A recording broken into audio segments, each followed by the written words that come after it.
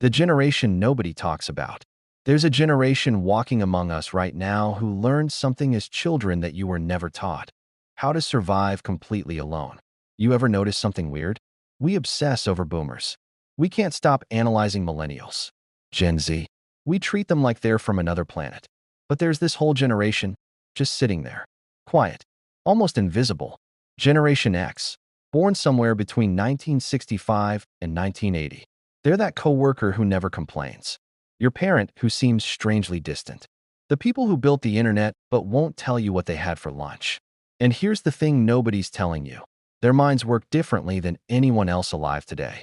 They were wired for a world that no longer exists. Want to know why? Before I tell you, if you're finding this interesting, hit that subscribe button right now. Trust me, you'll want to see where this goes. Picture this. It's 1978. You're 8 years old. The school bus drops you off, and you walk up to your front door. Empty house. No smartphone to text mom. No Ring camera watching you. No way for anyone to know if you're okay or not. You turn the key.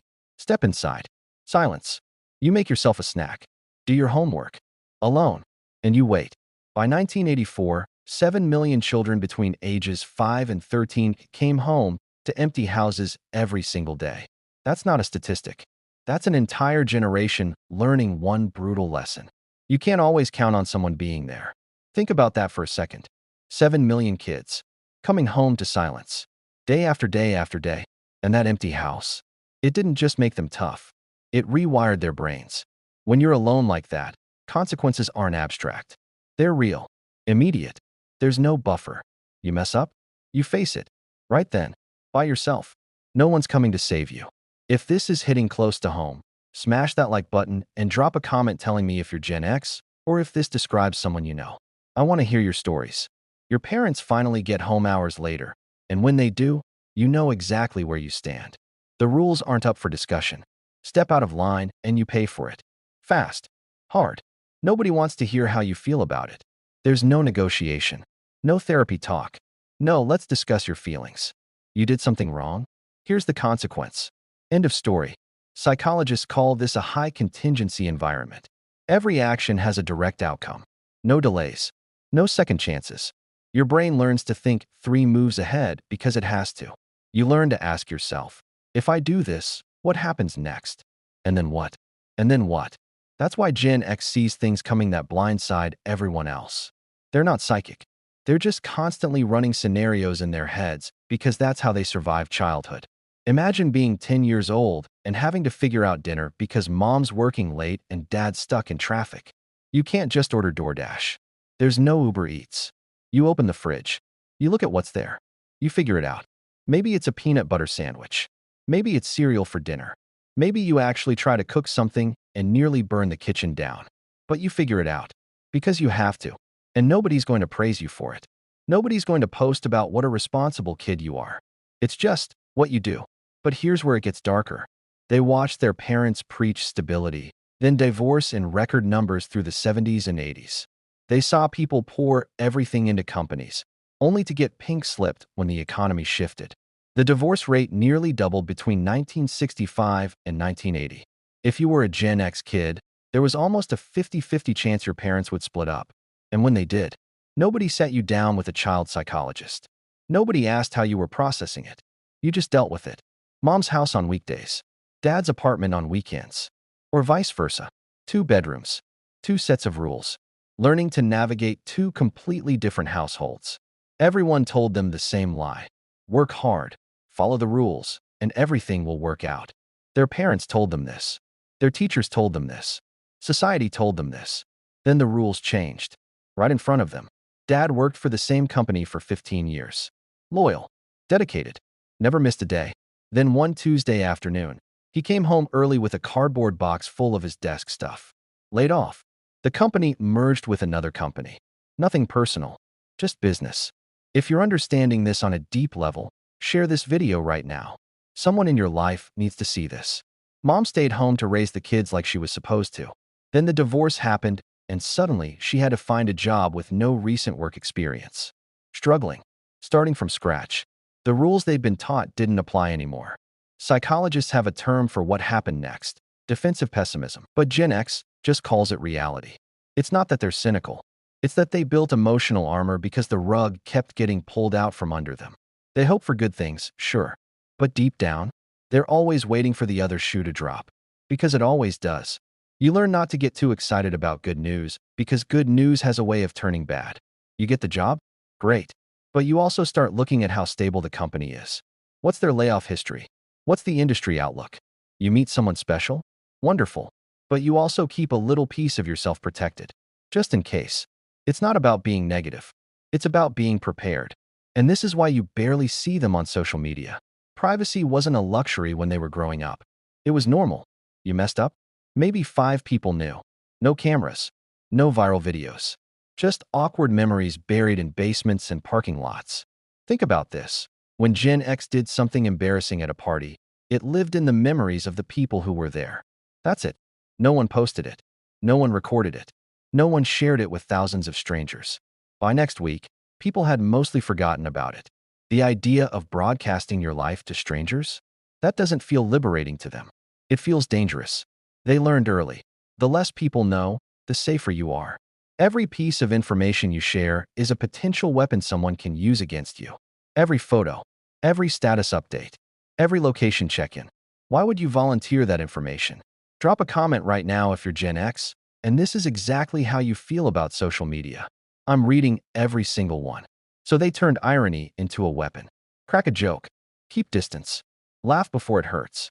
Everything's funny if you make it funny first, before someone else can make it funny at your expense. Someone insults you? You make a bigger joke about yourself. Beat them to the punch. Something goes wrong. Laugh it off. Yeah, that sounds about right. You want to know where that came from? They grew up in the shadow of nuclear annihilation. Teachers talked about atomic war like it was just weather. Duck and cover drills as if a desk could save you from the end of the world. Imagine being 7 years old and watching educational films about what to do when the nuclear bombs drop. Stay calm. Get under your desk. Put your hands over your head. Like that flimsy wooden desk is going to protect you from nuclear fallout. When adults act like everything could explode tomorrow but insist you shouldn't worry, you learn to hold 2 opposite truths at once. And you learn to keep your distance. Just in case. The world might end. But also, don't worry about it. Do your homework. What kind of psychological mindfuck is that for a kid? So yeah, ironic detachment makes sense. If everything might be meaningless anyway, might as well laugh about it. But here's what's fascinating. Despite all this, Gen X developed something extraordinary. They don't talk about it. They don't post about it. They just do it. Their work ethic was forged in jobs that seem almost mythical now. Paper routes at 5 a.m. in the freezing dark. Bagging groceries. Working cash registers where you had to calculate change in your head when the machine broke. Picture getting up at 4:30 in the morning when you're 12 years old. It's February. It's dark. It's cold. You load up your bike with newspapers, heavy bags hanging off both sides, and you ride through the neighborhood, throwing papers onto porches. If you miss, you get complaints. If you're late, you get complaints. If the paper gets wet, you get complaints. Nobody cares that you're 12. Nobody cares that it's freezing. You have a job. Do it right. If this content is resonating with you, hit subscribe and turn on notifications. We're going even deeper. These weren't resume builders. They were brutal initiations into the adult world, where a 12-year-old could be responsible for delivering news to an entire neighborhood. And they learned something crucial. You're not special. Nobody owes you anything. You want money? You work for it. You want respect? You earn it. And they watched their parents' generation get destroyed by corporate downsizing. The 1980s were brutal. Entire industries restructured. Factories closed. Mills shut down. White-collar jobs disappeared overnight. Dad's engineering degree didn't save him. Mom's loyalty to the bank didn't save her. So Gen X never believed in company loyalty. Why would they? But they're fiercely loyal to their own competence. They can't control whether they'll get fired, but they can control whether they're the most valuable person in the room when the layoffs come. So they learn everything. They make themselves indispensable. You need someone who can code? They'll learn. You need someone who understands the old system and the new system? They're your person. You need someone who can fix the printer, run the meeting, and close the deal? That's them. Not because they love work, because they've learned that competence is the only real security. Here's the paradox that defines them. They're the most independent generation and the most quietly collaborative. They'll never ask for help. figure it out themselves. Been doing that since they were 8. But if you need help, they show up. No drama, no announcement, no Instagram post about their good deed. You call a Gen Zer at 2 a.m. because your car broke down? They're on their way. They might grumble about it, make a joke, act like it's no big deal. But they're coming. This comes from forming survival bonds with friends when parents were absent. Those friendships weren't optional. They were lifelines. Your friends were the people who were there when your parents weren't. When things got bad at home, you went to your friend's house. You didn't talk about it. You just showed up and they let you in. Comment below if you had friendships like this growing up. The kind where you didn't need to explain anything. No questions asked. Just, want to watch TV? Yeah. And that was enough. Those bonds are different. Deeper. Built on presence, not words. And their relationship with authority? Complicated. They respect competence, not titles. If you've earned your position through actual skill, they'll follow you into fire. But if you're just someone with a fancy title who doesn't know what they're doing, zero patience. They've sat through too many meetings with incompetent managers. They've watched too many idiots get promoted because of who they know instead of what they know. A title means nothing. Show them what you can do. Prove you know what you're talking about. Then they'll respect you. Gen X questions authority because they watched incompetent people make catastrophic decisions their entire childhood. Watergate, Iran-Contra, the AIDS crisis fumbled and lied about. They saw presidents lie on national television. They saw trusted institutions cover up scandals. They saw people in power prioritize their own interests over the truth. So when someone in authority tells them something, their first instinct isn't to believe. It's to verify. Says who? Based on what? How do you know that? They learned. Titles mean nothing. Results mean everything. Share this video if you've ever questioned authority and been called difficult for it. Then the economy kept punching them in the face. The youngest Gen Zers graduated college right into the dot-com crash. All those internet companies that were supposed to revolutionize everything collapsed. Stock options worth millions on paper became worthless overnight. People who thought they were set for life were suddenly unemployed. The oldest Gen Zers were hitting their prime earning years, buying houses, starting families, when 2008 hit. Housing market crashed. Retirement accounts evaporated. Jobs disappeared. Again, they've been economically traumatized. Repeatedly. That's why they have backup plans for their backup plans. Not because they're entrepreneurial by nature. Because they learned that nothing lasts. One income stream? Not enough. What if you lose your job? So they freelance on the side. They have a rental property. They sell stuff online. They've always got something else going on. Not to get rich. To survive. And here's the psychological cost nobody talks about. Gen X has patterns of self-reliance that border on pathological. Research shows they're incredibly capable in crisis situations. Calm. Focused. Getting shit done while everyone else panics. But that capability comes from an unwillingness to depend on anyone. Studies in the Journal of Adult Development found that Gen Zers report the lowest levels of seeking social support during stress. Not because they don't have people, but because asking for help feels like defeat. Like admitting you can't handle it. Like proving you're weak. If you're Gen X and you'd rather struggle alone than ask for help, drop a comment. Let's talk about this. They'll be drowning and still tell everyone they're fine. You okay? Yeah, I'm good. Meanwhile, everything's falling apart. It's not pride. It's programming. You learned early that you're on your own. That help isn't coming. That you have to figure it out yourself. So you keep figuring it out, even when it would be easier to ask. This independence shaped how they learned. Before the internet, knowledge had weight. Physical weight. They spent hours in libraries, hunting through card catalogs for one book that might have the answer. Information required effort. Time. Sweat. You needed to write a report on the Civil War? You went to the library. You found the card catalog. You looked up Civil War in the little wooden drawers full of cards. You wrote down the call numbers. You wandered through the stacks. You found the books. You carried them to a table. You couldn't just copy and paste from Wikipedia. You had to read. Take notes. Synthesize. Information. Subscribe right now if you remember using card catalogs and the Dewey Decimal System. This is for you. They learned to fix things with their hands because that's what you did. Bike chain slips. TV flickers. You didn't call someone. You flipped the bike upside down. Got grease on your hands. Figured it out. The TV's acting up. You smacked it on the side. Adjusted the antenna. Messed with the rabbit ears until the picture cleared up. Something broke. You took it apart. Looked at how it worked. put it back together. Sometimes you fixed it. Sometimes you made it worse. But you learned.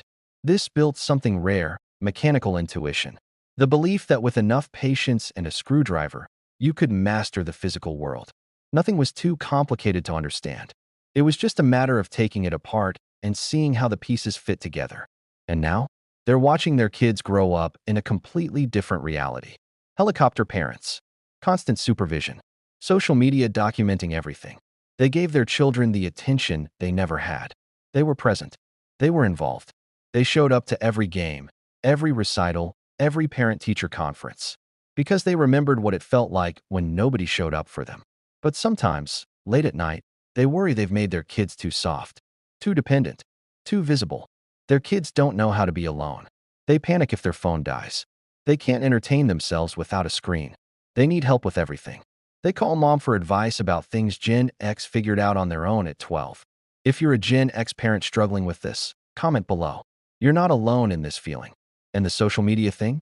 That terrifies Gen X parents. Their kids are posting everything. Every thought, every photo, every location. Building a permanent digital record of every mistake, every awkward phase, every bad decision. And Gen X wants to scream. Don't you understand how dangerous this is? Don't you know that what you put out there never goes away? But their kids don't get it. Because they grew up in a different world. Because in the Gen X worldview, being visible means being vulnerable. The more people know about you, the more they can hurt you.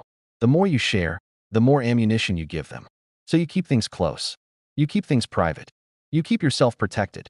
Here's the truth. Generation X might be the last generation that truly understands what it means to be alone with your thoughts.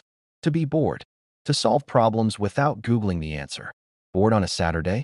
You went outside. You rode your bike. You found something to do. Nobody entertained you. There was no YouTube. No TikTok. No endless scroll. Just you and your thoughts and whatever you could come up with. And in that boredom, something happened. Creativity. Imagination. Problem solving. You invented games. You built forts. You created entire worlds with a few sticks and your imagination. Like this video if you remember being bored and actually having to use your imagination. They're not better than other generations. Just different. Shaped by a unique moment in history when the old world was dying and the new one hadn't been born yet. They remember rotary phones, but they also built the internet. They remember life before cable TV, but they also created streaming. They're fluent in both the analog and digital worlds. They're the bridge generation. And bridges don't get attention. They're just there, doing the work, holding things together, expecting nothing in return. They're the middle managers holding organizations together. The parents taking care of aging boomer parents and raising millennial and Gen Z kids. The workers who actually know how everything works because they were there when it was built. Nobody writes articles about them. Nobody makes documentaries. Nobody celebrates them. And they don't care. Because caring about recognition is for people who need external validation. Gen X learned early. You do the work because the work needs to be done. Not because someone's going to thank you for it. You show up. You do your job. You go home. No fanfare. No celebration. No social media post about how hard you worked. Just quiet competence. And maybe that's the most Gen X thing of all. Not caring if anyone notices. Because they learned that lesson in that empty house at 8 years old. Nobody's watching. Nobody's coming. Nobody's going to save you. So you save yourself. And you keep that same energy for the rest of your life. If this entire video described you or someone you love, I need you to do 3 things right now. First, smash that subscribe button.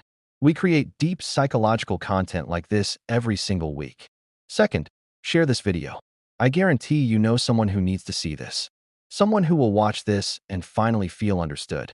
Third, drop a comment telling me your Gen X story. When did you first come home to an empty house? What did you learn? How did it shape you? I read every single comment, and your stories matter. This generation raised themselves, built the digital world we live in, held everything together. The least we can do is finally see them. Subscribe, share, comment. Now, because Gen X taught us something crucial, you don't wait for someone else to do it. You do it yourself.